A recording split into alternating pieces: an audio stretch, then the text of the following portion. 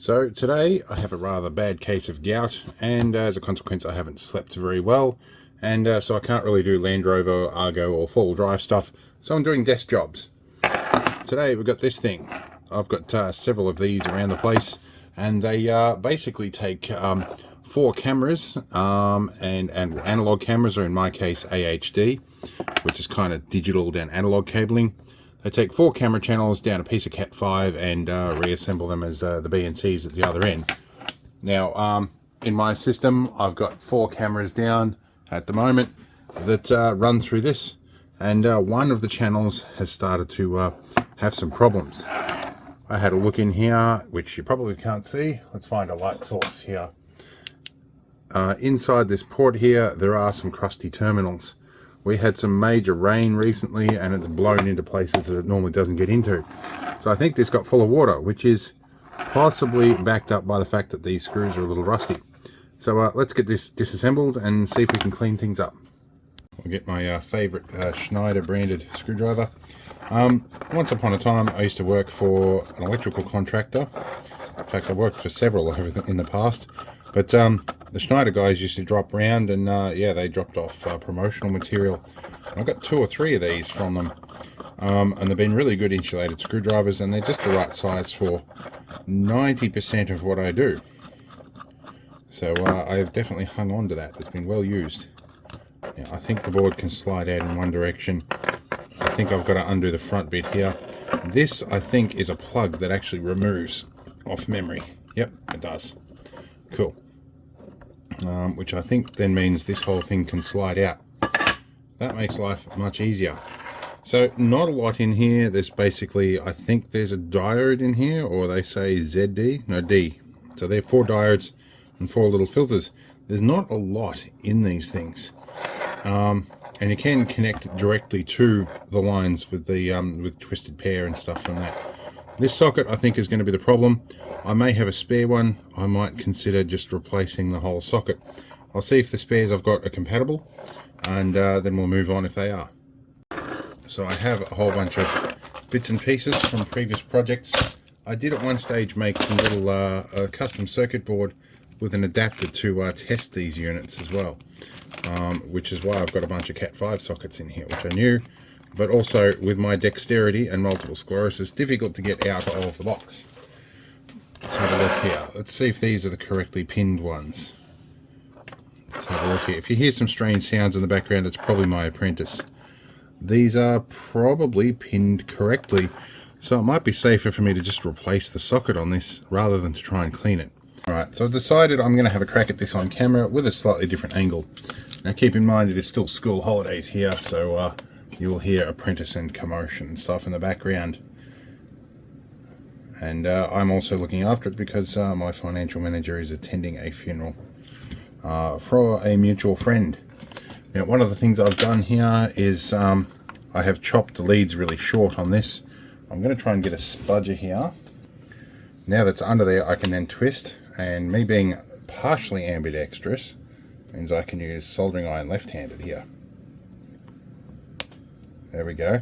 So that's got the top bit out. Now I should be able to put a big blob of solder over all of those. I do have some solder wick here as well, which may help. But what I want to do is get a big blob of solder going here, heat all these pins at once. Try and keep this in frame. I'm going to put some downward force on this while I heat all these pins running that bead up and down. Oh, these are not fully free yet.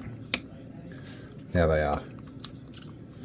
And of course now I've lost my bead of solder on there. I'm going to have to redo that, which means sticking things down again. It is where the heat gun probably would be useful here, and I may get to that, but I want to try this first. Come on guys, let go of those 2 first. Okay, that's good. Now that's gone. These ones might remove easier. Maybe not. Now things are getting too hot for my fingers. I'm going to have to stop for a moment and regroup. Okay, so I got it removed out, and my apprentice apparently doesn't understand the concept of quiet, so we'll address that in a minute. I did pull one of the copper vias out, but I can deal with that. That's not the end of the world. Alright, now we're going to give things a clean up. I have the tiniest little bit of flux paste here left, which will probably be just enough to do this job. Okay, and we're going to get our, what do we call this again, solder wick, and clean up these holes a bit with it. Clean these all up a bit. That one needs to come through a bit. Otherwise I'll have to get the desolder gun onto those ones. That hole's pretty good. Yep, I will need to get the desoldering gun on them and suck a bit of solder through. Now I actually bought a new desoldering gun for like the first time in 20 years. Now this is, if I can get these hot enough to do this job. The irony is I may need to add more solder to that to get it to pull it through. Some of the problem may be that things are hanging out this side too. I might just hit it with a solder wick and a bit of flux on this side and clean it up. Alright, so yeah, flux paste and solder wick on the other side, cleaned them all up. We'll give this a bit of a clean with some circuit board cleaner. Give it a bit of a scrub. We'll drop a new socket in. Okay, let's maybe zoom out a little bit. See if we can plonk our new socket in the holes, and this is where we find out if everything A lines up and B all the holes are clear. Because this is a tricky bit, especially with these have been rolling around loose for a bit. Some of the pins may not be quite straight, and indeed that is the case. Straighten one of these up a bit.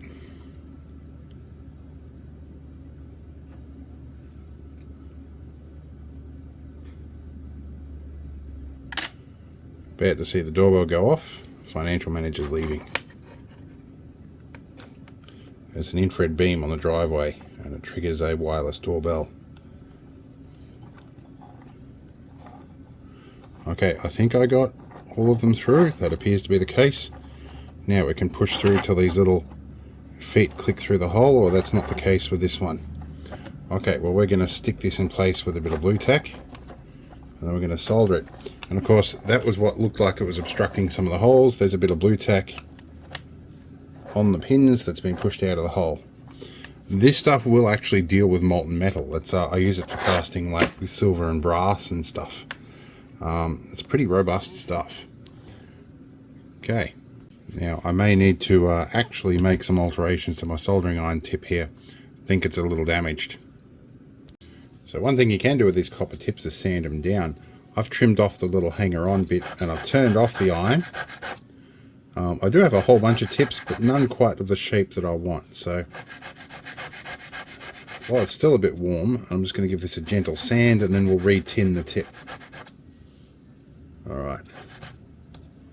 I do have my good Weller iron, which is this one, and it's got the magnetic tip, and these are coated steel tips. This one tip has lasted me like 26 years. It's been a long life tip. I still have a spare one for it somewhere. Alright, let things warm up again. It says it's about 200. I gotta wait till about 300 something before I can tin. Alright, oh, it's getting hot pretty quick then. Alright, let's tin that tip up. That is, I think, worth the effort. Alright, let's zoom in again. Alright, let's have a crack at these pins here. Yeah, much better to use. Come on. I may have a dry solder joint on that one. I will come back to that. Going to clean the excess solder off the tip. This is flux core solder. So sometimes when I need to get the join right, I'll add a bit of excess solder just to get the flux in there. It does result in having to clean the pins a bit. This one I think is cold soldered. Just touch these up a bit. Make sure they're all in good. Okay, we will flood this one. This one's not really going to help much, but I might create a plug that just sort of helps it lift up a bit. Or helps prevent it from lifting up. It will look like a cold solder joint, but that's because there is no via in there. It pulled out. In fact, it's in a chunk of solder over here, and this bit here. In any case, it's the risk you run. Alright, let's go and put this back into service, or we'll reassemble and we'll see if it works. Alright, it's got to go back in there. At some point I need to get a junction box for all of this stuff. But for now, it's just going to go back in for a couple of days. Alright, so it's back in. I'm going to get into Bunnings and find a junction box and put all this stuff in here. Make it look a bit neater and zip tie it up and stuff. Didn't solve the problem with the camera that I want, which is the one hanging down here by the perimeter beam. It's still not quite working right. It could be this cable's damaged somewhere. We'll work that out, but that's it for today. I just wanted to go over fixing that unit. So yeah, that's that done. Anyway, I still have grass to cut and so much other stuff, and I'm having trouble walking today, so we're going to have to leave it here. So I hope it was fun. We'll see you in the next one, I guess. So there's a quick little addendum to this video. I swapped two cameras around and I've still got this problem, except it's moved to the camera that I swapped it to. So the issue is probably a cable issue between that adapter and the adapter in amongst all of this, which is behind all that panel. So I've probably got rat nibbles on the cable. It's not the first time this has happened. So yeah, interesting video. We'll tackle that another day.